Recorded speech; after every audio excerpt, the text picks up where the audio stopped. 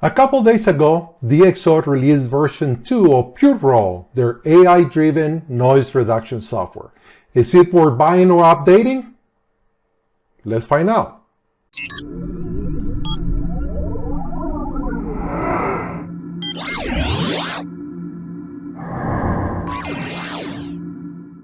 Hello amigos, this is Pablo Garcia, the engineer photographer. And in this video, we're going to talk about the just released DxO PureRaw version 2. Now, I've really been waiting for this release. I had version 1 for quite some time, and even though it produced great results and even amazing results at times, I found myself using it less and less over the few months that I had it. And as I compare version 1 with version 2, I'm going to take the approach of discussing it along 3 items: performance, robustness, and convenience. Performance, robustness, and convenience. Those 3 are the ones that I try to use when I evaluate some software, hardware, or maybe a significant purchase that I'm going to make. So let's talk about performance first. What do we want on the performance of tools like PureRaw? We wanted to remove moderate to high level noise, things that we really cannot do in Lightroom well without losing details. The second one is details, right? We want to preserve the details or enhance the details. And we want it to be fast. Now, version 2 promises to be 1.5 times faster on Windows machines and as much as 4 times faster on Apple M1 machines. I don't know if that delivers yet, but that speed improvement is going to be very welcome. Now, in terms of performance, what DxO has done is that they had applied artificial intelligence to the demosaicing process for the raw files. We know that in a raw file, we don't have red, blue, and green on each one of the pixels, right? We just have one of those colors at each pixel. And it's the demosaicing process that then converts and looks around and tries to calculate what are the colors that are missing from each pixel. And they're the traditional mathematical processes that companies like Canon and Adobe and Nikon use. Well, DxO has taken a different approach where actually they use artificial intelligence to do the demosaicing and at the same time do the denoising. And that is giving them, I think, an edge in producing noise-free images. The second part is that DxO has a huge library of optics modules. DxO for many, many years has been testing cameras and lenses. They don't just do software. So they had taken that huge library information and applied it to the optic modules that then you can enable within the tool. The end result is that you get an optimized DNG or JPEG file that looks very clean and with enhanced detail. One more thing on performance is we wanted to work with a wide range of files, right? Not only with the cameras we already have, but cameras that we may want to purchase. So in this case, DxO PureRaw 2 has added support for a new set of cameras. They now support the Fuji cameras, the X-Trans sensors, they support DJI, a new set of Sony cameras, and many more. So they have as many as 70,000 camera and lens combinations to take advantage of. When you first bring a raw image into PureRaw 2 or 1, you're going to get a window like this where basically it looks at the metadata on the file, it knows what camera and lens you're doing, and it's going to show you what is ready to download so it has the right information to do the optics corrections for your image. In this case, the example was my Canon R5 with the RF 100 to 500 lens. You download it and now it's going to be on the library in your computer so that next time it doesn't have to download it again.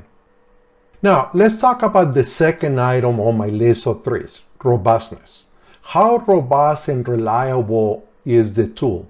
Well, I had problems with PureRaw version 1, and that's one of the reasons why I found myself using it less and less. For whatever reason, I started getting output files that were just black pixels only. And the only way I found after looking at a number of forums was to disable the GPU on my computer, which make DxO PureRaw runs release low and affect performance.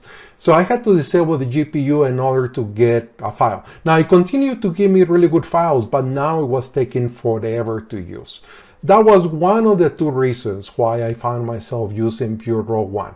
Now with PureRaw 2, that problem has gone away.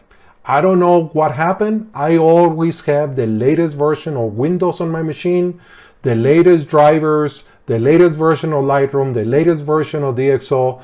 But like I said, with version 1, I was having that problem at least 50% of the time. No longer do I have that problem with version 2. And the third item we're going to discuss is convenience. Well, with version 1, we really didn't have DxO PureRaw as a plugin in Lightroom. And what we had to do is, we had an image, we had to go find it in the Explorer, find the image, and then take that image and drag it or open it with PureRaw, process it in PureRaw, export it, and then synchronize the folder in your library in Lightroom to import it into Lightroom. Not the most convenient way of doing it. Well, that now has changed with PureRaw 2. PureRaw 2 now it functions as a plugin. Now, it's not the type of plugin where you right-click and do editing. Now what you have to do is you go to File, to Plugin Extras, scroll down to what it says PureRaw 2, and it's gonna send that original raw file to PureRaw 2. It's gonna be a file that is the raw. So you already did some edits in Lightroom, or you created a virtual copy and had edits in that virtual copy. None of those edits are gonna go with the image. You're just gonna send the original raw. All you have to do is process with DxO PureRaw. It's gonna take a couple seconds. It's gonna open the PureRaw. It's gonna tell you here, I have a raw file, and it has three different methods: HQ, prime, and D prime. D prime is the best, is the method that is enabled only you have a raw image. And it's telling me that it's going to take about 30 seconds to process. The next thing that you have is the DxO optical corrections. Do you want to do global lens sharpening? You want to do lens distortion? And here's where you have to be a little bit careful. I, for example, have Lightroom set up to apply lens corrections on import. Are the lens corrections by DxO better than the lens corrections that Adobe does in Lightroom in Camera Raw? I really don't know. But if I apply lens corrections here and I import into Lightroom, Lightroom is going to apply them again. Now the good thing is I can always disable those lens corrections in Lightroom. So it's your choice. Just be careful with having them enabled or not.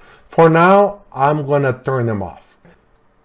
And now you have the choice of output format. If you have a raw file as the input, probably the best choice is to use DNG as the output.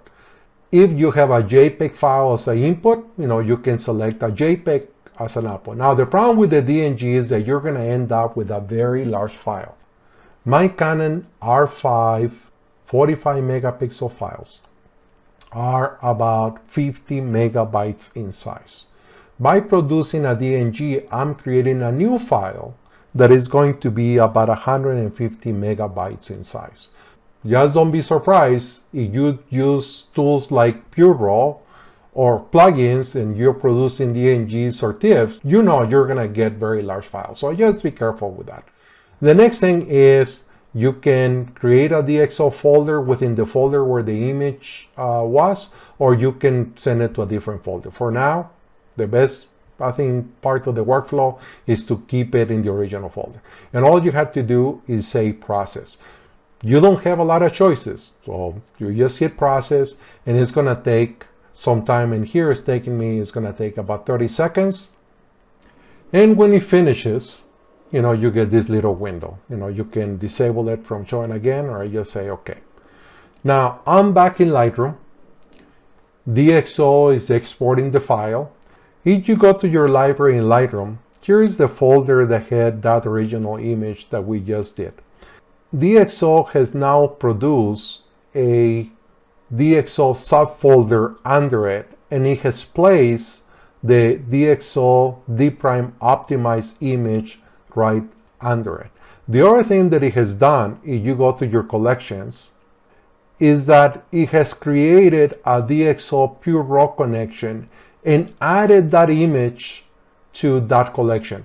I think that's a convenient way of keeping track of all the images that you had processed with PureRaw just by going to that collection.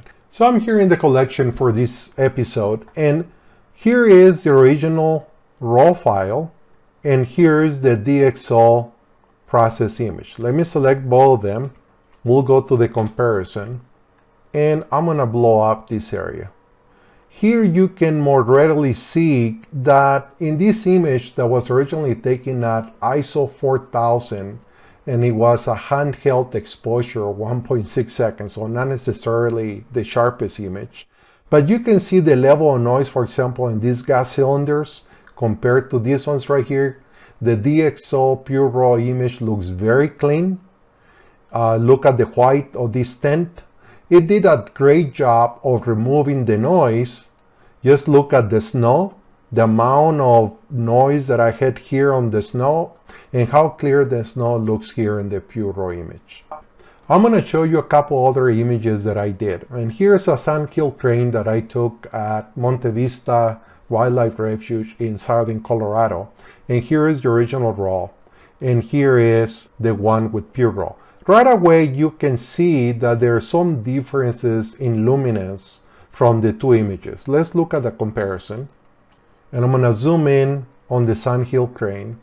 And as you can see in the original image, I had a little bit of noise. This image was taken at ISO 1250, and the noise in the background, it basically went away. PureRaw did a great job of eliminating all the noise and going around all the feathers, and that used to be probably with some of the AI-driven tools that didn't deal well with areas like this. So it did a really nice job.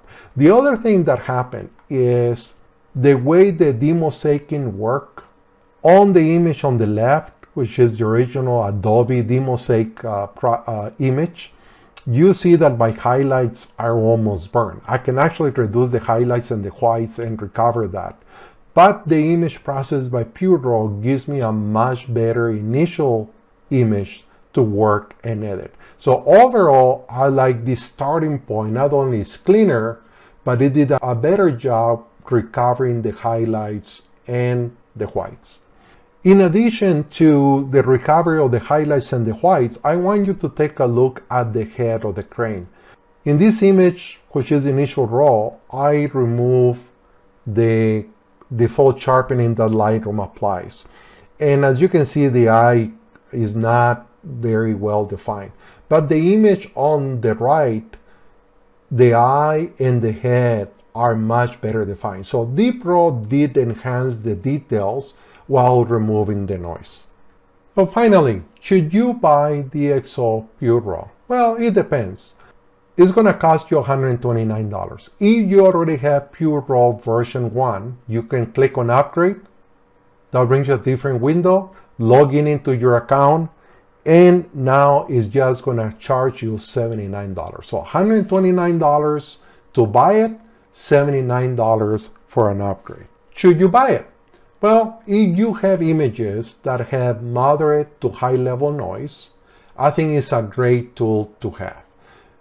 Images for which Lightroom noise reduction is not sufficient. So I think now with the ability to stay within a Lightroom workflow, the tool is a lot more convenient. They also improved the performance, and it's a very robust tool. So far, it hasn't failed. So it meets my parameters for performance, robustness, and convenience. But the decision is up to you. Well, amigos, I hope you like this quick view of PureRaw 2. As always, please give me a thumbs up if you like this episode. Send me your comments. Don't forget to subscribe. Tell a friend about this channel to help me grow it, and I'll see you next time.